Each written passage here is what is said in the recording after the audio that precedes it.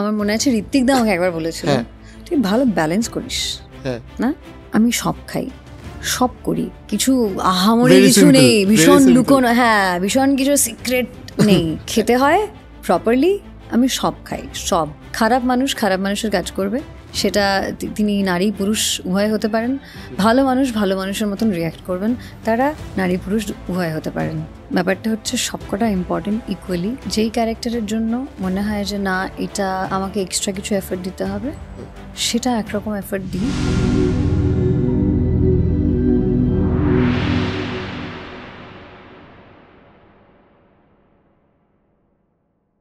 এবার একটু অন্য টপিকে যাই। তুমি একটা পডকাস্টেও বলছিলে যে এখন তুমি খুব হেলথ কনসিয়াস হয়ে গেছো এবং অনেক সময় পার্টি থেকে তাড়াতাড়ি চলে যাও যাতে শেষের দিকে খেতে না হয়। আমি খাই, আমি সো কল্ড ওই জিজ্ঞেস করবো না যে তুমি সকালে উঠে কি খাও বা ইত্যাদি। মোটামুটি এখন তোমার থেকে যদি আমরা একটু টিপস চাই যে একটু ভালো ফিজিক মেনটেন করার জন্য কি কি করা উচিত। আমার মনে আছে ঋত্বিক দা আমাকে একবার বলেছিল, তুই ভালো ব্যালেন্স করিস না। ভালো ব্যালেন্স করিস, কারণ আমি প্রপার খাই, সব কিছু খাই। আমি কি সুগারটা কন্ট্রোল করি। এমন আমি ধরো আমাদের শুটিংয়ে যেহেতু এনার্জি চাই, প্রচুর চা কফি খাওয়া হয়ে যায়, সেখানে আমি চিনিটা অ্যাভয়েড করি। কিন্তু সন্ধ্যাবেলায় আমার যদি ইচ্ছে করে কেউ একটা মিষ্টি খাচ্ছে, আমি সেখান থেকে কিন্তু তুলে খেয়ে নিই। তো ওই যে ব্যালেন্সটা, সারাদিন খেলাম না, হয়তো একটা খেয়ে নিলাম, মন চাইছে, মনকে দেওয়া। আমি সব খাই, সব করি, কিছু আহামরি কিছু নেই, ভীষণ লুকোনো, ভীষণ কিছু সিক্রেট নেই, খেতে হয় প্রপারলি। আমি সব খাই, সব। বিশ্বাস করবে না, খেতে দেখলে বুঝবে। এক্সারসাইজ করি, কখনো কখনো সেটাও হয় না, কারণ শুটিংয়ের চাপ থাকে, টায়ার্ডনেস থাকে। যখন সময় পাই তখন ছুটিয়ে এক্সারসাইজ করি, ছুটিয়ে খাই, এভাবেই চলছে লাইফ। এই যে একজন মহিলা হিসাবে কাজ করা, কখনো কি মনে হয়েছে যে মহিলাদের কিছু এক্সট্রা স্ট্রাগল রয়েছে লাইফে? কারণ আমরা এখানে এরকম সমাজকর্মীও এসেছিলেন, মানে আমার ওপর কিছু ক্ষেত্রে মহিলারা একটু রেগেই গেছেন যে এরকম সমাজকর্মীও এসেছিলেন, আমি জানি, আমি দেখেছি তুমি কাজ করেন। তো আমার মনে হয় যে মহিলাদের সমস্যাটাও কোথাও গিয়ে তুলে ধরাটা দরকার। আমি সেই জন্য তোমাকে জিজ্ঞাসা। দুটো জিনিস তোমায় বলি, হোয়াট ইজ দিস মহিলাদের সমস্যা, পুরুষদের সমস্যা? সমস্যাটা হওয়া উচিত ভালো মানুষের সমস্যা, খারাপ মানুষের সমস্যা। এক্স্যাক্টলি। মহিলাদের মধ্যে খারাপ মানুষ আছেন, পুরুষদের মধ্যে তো আছেনই বলেই।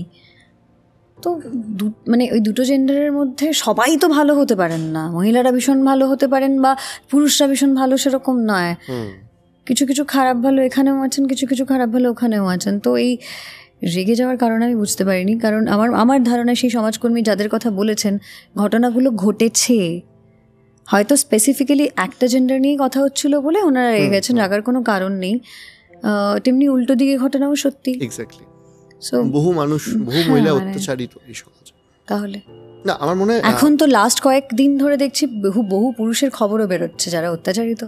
আমরা তো অস্বীকার করতে পারবো না, নিউজগুলো আসছে, তার মানে তো হয়েছে, ঘটেছে। এক্স্যাক্টলি। তো আমরা লজিক্যালি ভাবি খারাপ মানুষ খারাপ মানুষের কাজ করবে, সেটা তিনি নারী পুরুষ উভয় হতে পারেন। ভালো মানুষ ভালো মানুষের মতন রিয়্যাক্ট করবেন, তারা নারী পুরুষ উভয় হতে পারেন।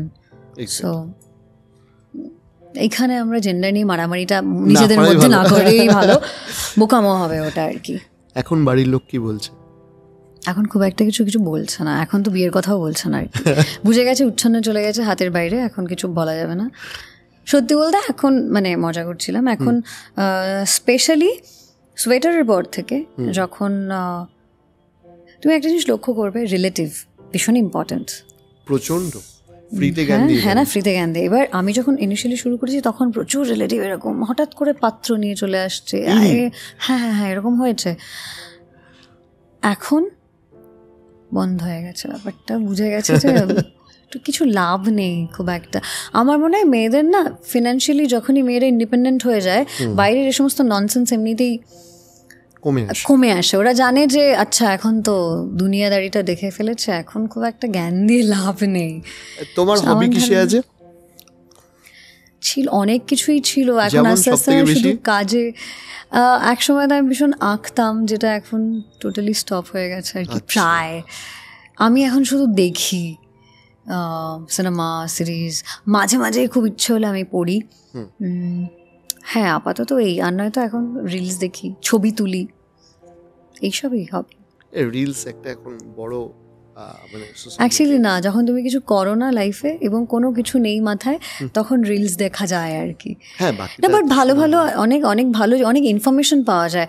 ইভেন মানুষের সাইকোলজি বোঝা যায়। তুমি যদি একটা কমেন্টে গিয়ে একটা পোস্টের তলায় গিয়ে কমেন্টস পড়ো, তুমি বুঝতে পারবে এখনকার ইউথ কি ভাবছে কালেকটিভলি, এখনকার মানুষ তাদের মাইন্ডে কি আছে, তারা কিভাবে রিয়্যাক্ট করে, তারা কি বলে, তারা কি ভাবে।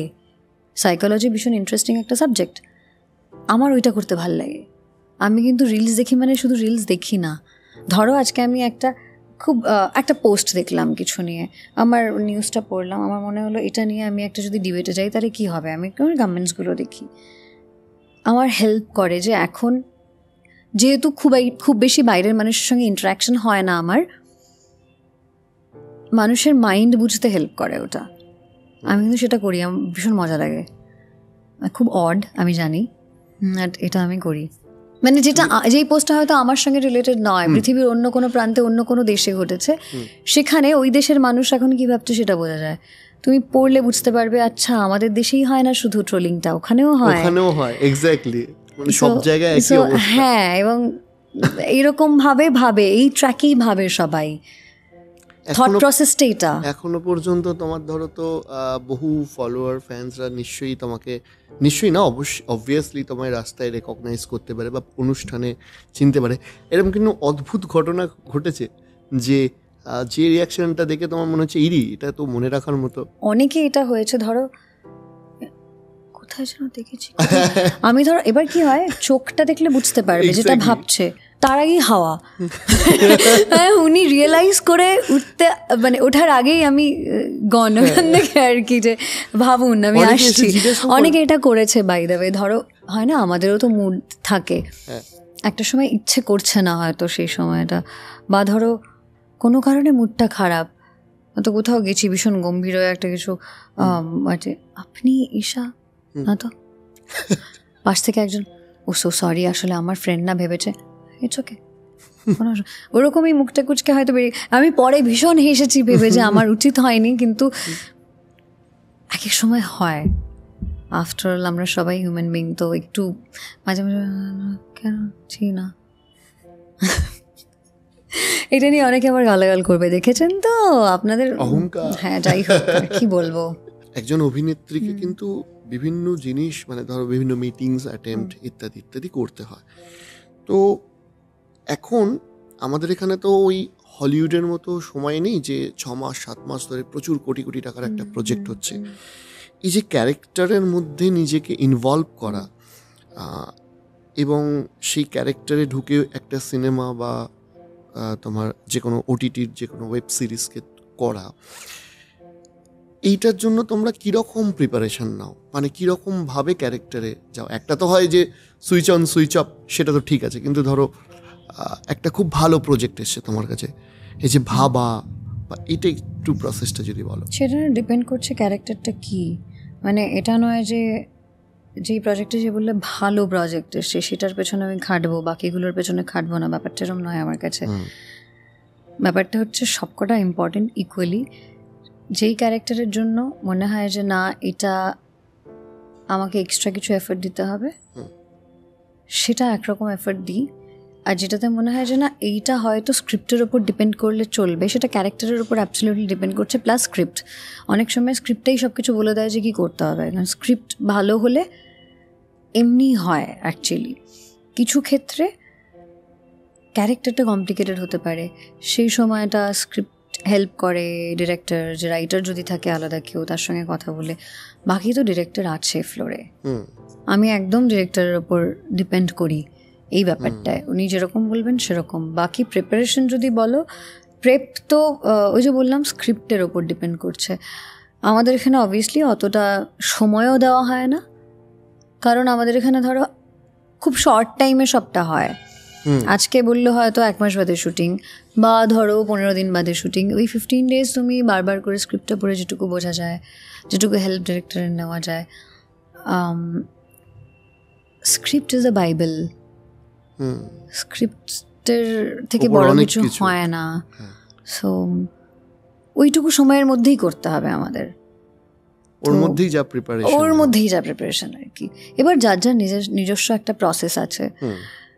আমি ইনস্টিংটিভ অ্যাক্টর বা আমি মেথড অ্যাক্টর নই, তো আমার মনে হয় যে আমি খুব বেশি ভাবি না। আমার মনে হয় খুব বেশি ভাবলে হয়তো সেটা মেকানিক্যাল হয়ে যেতে পারে।